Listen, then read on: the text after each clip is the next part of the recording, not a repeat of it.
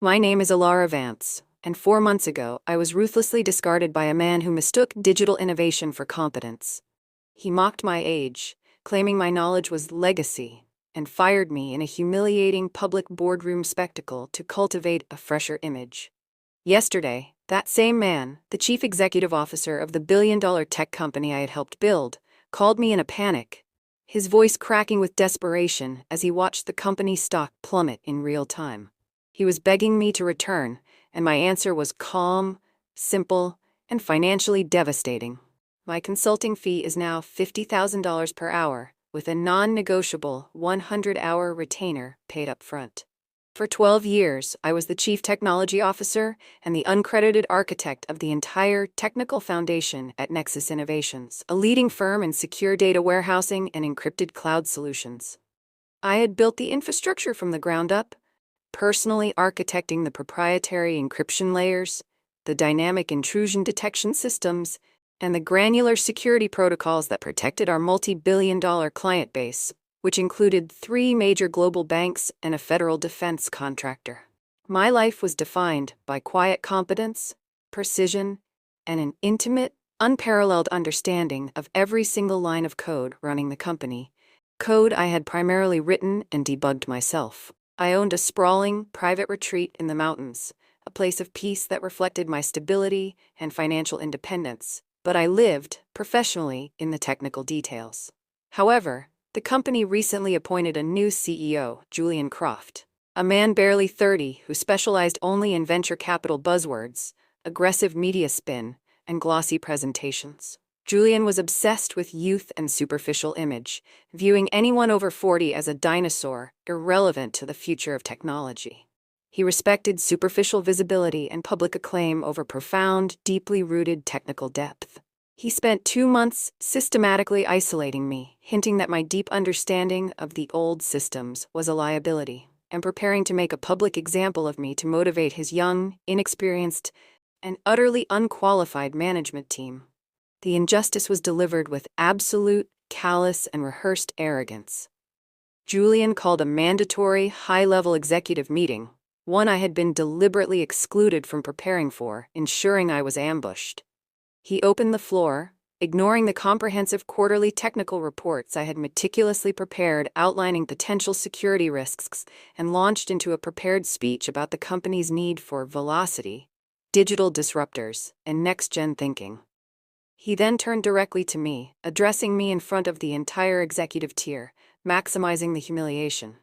He delivered a brutal, condescending attack on my age and tenure, stating that while my contributions were historical, the modern market demanded fresher voices, and that my security methods were simply too manual, cautious, and old school for their aggressive trajectory. He dismissed my concerns about perimeter security and client data integrity as the nervous, antiquated worries of someone out of touch with modern scaling. He formally announced my immediate termination, effective immediately, citing my lack of current relevance as the only reason. The room went silent, all eyes on me, waiting for the expected outburst of fury, tears, or pleading. He then handed me a single separation document and motioned for me to leave, dismissing me with a wave of his hand.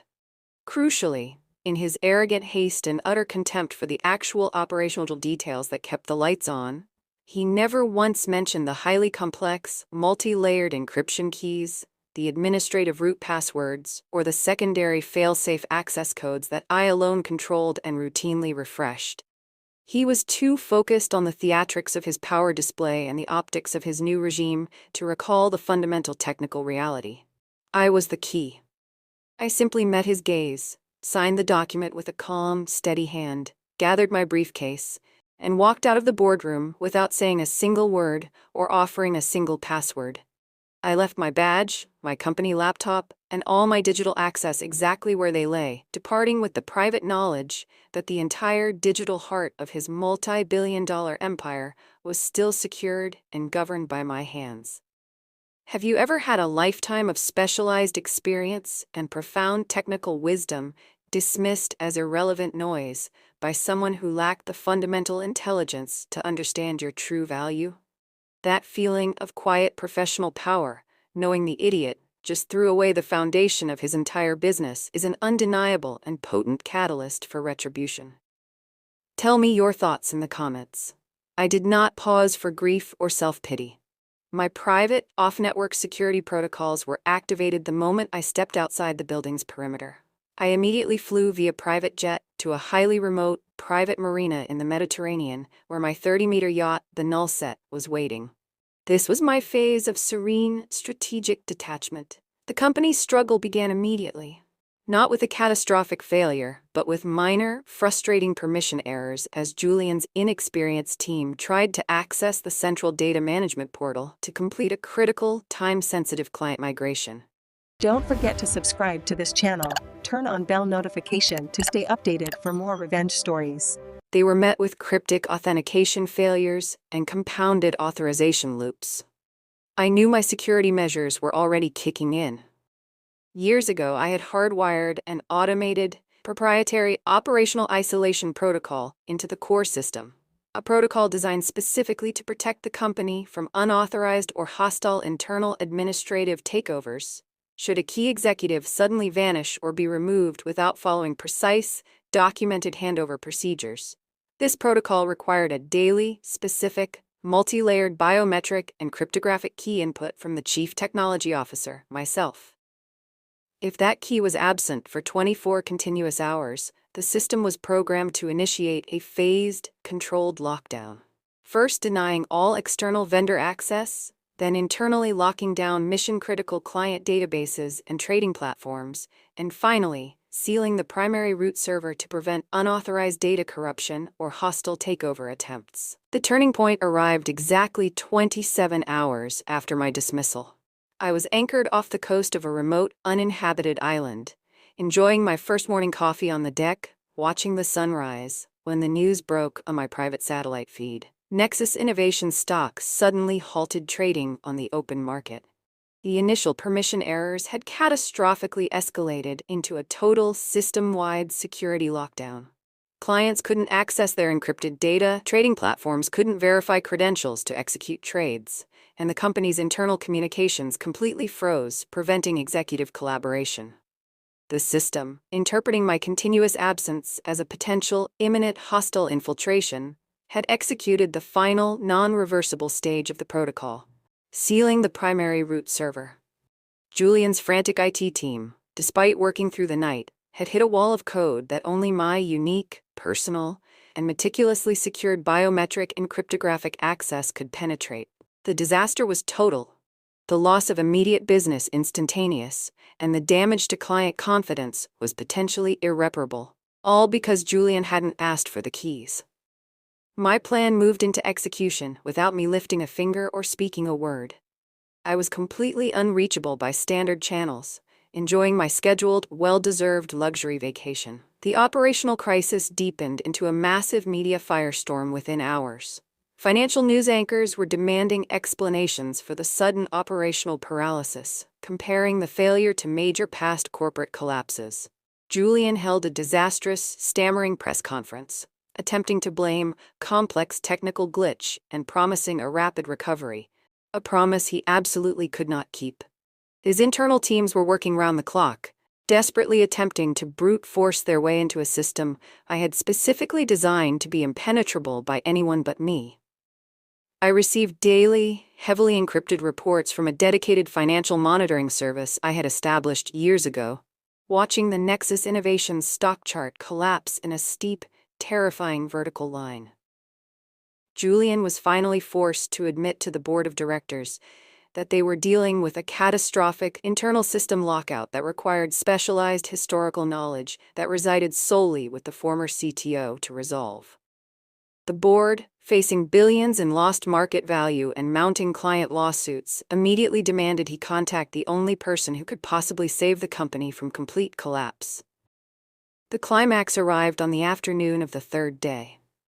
My secure satellite phone, which I had kept on silent mode and only allowed pre-vetted numbers to reach, finally registered an incoming call with a high-priority flag from the Nexus Innovations corporate head office.